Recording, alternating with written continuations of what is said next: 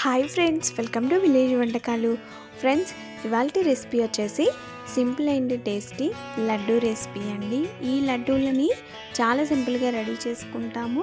దీనిలోకి రవ్వ, dry fruits ఇవేమీ లేకుండా, అలాగే ఒక చుక్క నెయ్యి కానీ ఆయిల్ కానీ ఏమీ లేకుండా చాలా సింపుల్గా టేస్టీగా ఈ లడ్డూలని రెడీ చేసుకోవచ్చు. ఇది పూర్వకాలపు వంటకమే కానీ చాలా రుచిగా ఉంటాయి. ఇక లేట్ చేయకుండా సింపుల్ అండ్ టేస్టీ ఈ లడ్డూని ఎలా ప్రిపేర్ చేసుకోవాలి, దాని ప్రాసెస్ ఏంటని చూసిద్దాము.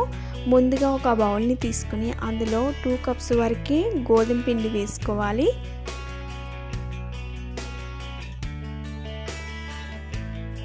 అలాగే 1/2 టీ స్పూన్ వరకు ఉప్పు వేయాలి. 1 టీ స్పూన్ వరకు ఆయిల్ వేయాలి.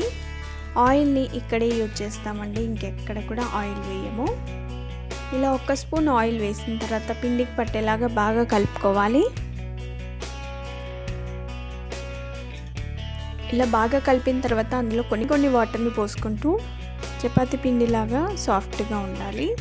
అంటే మనం చపాతీలు రెడీ చేసుకోవడానికి పిండిని ఏ విధంగా కలుపుతామో అదే విధంగా కలుపుకోవాలి. బాగా సాఫ్ట్గా ఉండకూడదు, అలాగని గట్టిగా ఉండకూడదండి. మీడియంగా ఈ పిండిని కలిపి పెట్టుకోవాలి. వాటర్ని ఒకేసారి కాకుండా కొన్ని యాడ్ చేసుకుంటూ పిండిని అంతా కూడా ఈ విధంగా కలుపుకోవాలి. ఆ గిన్నె పైన ఒక ప్లేట్ పెట్టేసి ఒక 10-15 నిమిషాల పాటు ఈ పిండిని సెట్ అవ్వనివ్వాలి. 15 నిమిషాల తర్వాత చూడండి, పిండి మరింత సాఫ్ట్గా రెడీ అయిపోయింది. ఇప్పుడు చపాతీ బండ పైన ఈ పిండిని వేసుకొని ఒకసారి బాగా కలుపుకోవాలి. చేయితోటే బాగా కలపాలి. ఇలా ఒకసారి బాగా కలిపిన తర్వాత ఈ పిండిని చిన్న బాల్స్ లాగా రెడీ చేసుకోవాలి. అన్ని బాల్స్ సేమ్ సైజులో వచ్చేలాగా ఇలా చిన్న పిండి బాల్స్ లాగా రెడీ చేసుకొని వీటిని ప్లేట్లోకి తీసుకుందాం. తర్వాత ఒక బాల్ని తీసుకొని రౌండ్గా రెడీ చేసుకోవాలి. తర్వాత దీన్ని చపాతీ బండ పైన లేదంటే చపాతీ పీట పైన కొంచెం పిండి చల్లుకొని చపాతీలాగా రెడీ చేసుకోవాలి. చపాతీ కర్రతో రోల్ చేసుకుంటూ చపాతీలాగా రెడీ చేసుకోండి. మధ్యలో పిండిని చల్లుతూ ఈ చపాతీలను రెడీ చేసుకోవాలి. ఈ చపాతీలని పల్చగానే రెడీ చేసుకోవాలి. తర్వాత ఇంకొకటి రెడీ చేసి చూపిస్తానండి. ఫస్ట్ పిండి ముద్దను తీసుకొని రౌండ్గా బాల్లాగా రెడీ చేసుకున్న తర్వాత చపాతీ పీట పైన కొంచెం పొడి పిండి చల్లుకుంటూ గోధుమ పిండిని చల్లుకోవాలి. పొడి పిండి చల్లుకుంటూ చపాతీలాగా పల్చగా రెడీ చేసుకోవాలి. ఇలా చపాతీ కర్రతో రోల్ చేసుకుంటూ పల్చగా చేసుకున్న తర్వాత ప్లేట్లోకి తీసుకోవాలి. అన్ని చపాతీలని ఇదే విధంగా రెడీ చేసుకొని ప్లేట్లోకి తీసుకోవాలి. తర్వాత స్టవ్ పైన ఒక ప్యాన్ పెట్టి వేడి చేసుకోవాలి. అది వేడైన తర్వాత రెడీ చేసుకున్న చపాతీని ఒక్కొక్క దాన్ని ప్యాన్ పైన వేసుకొని ఒక సైడ్ ఫ్రై అయిన తర్వాత మెల్లగా రెండో వైపు తిప్పుకోవాలి. రెండు వైపులా కూడా లైట్గా ఈ చపాతీలను కాల్చుకోవాలి. ఇలా రెండు వైపులా కూడా లైట్గా కాల్చుకున్న తర్వాత హాట్ బాక్స్లోకి తీసుకోవాలి.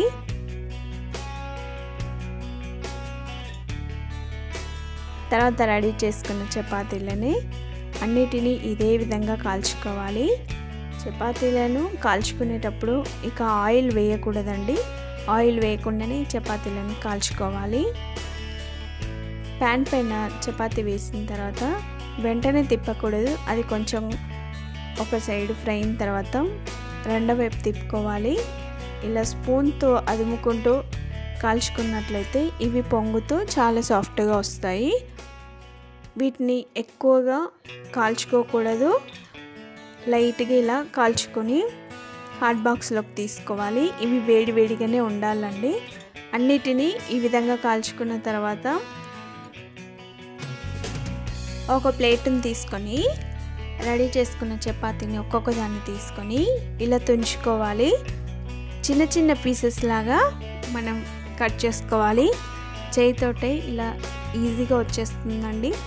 ఇవి హాట్ బాక్స్లో పెట్టాం కదా, సాఫ్ట్గానే ఉన్నాయి. ఇవి వేడిగా ఉన్నప్పుడే ఈ ప్రాసెస్ చేసుకోవాలండి. వేడిగా ఉన్నప్పుడే చిన్న పీసెస్ లాగా కట్ చేసుకోవాలి. అన్ని చపాతీలని ఇదే విధంగా కట్ చేసుకోవాలి.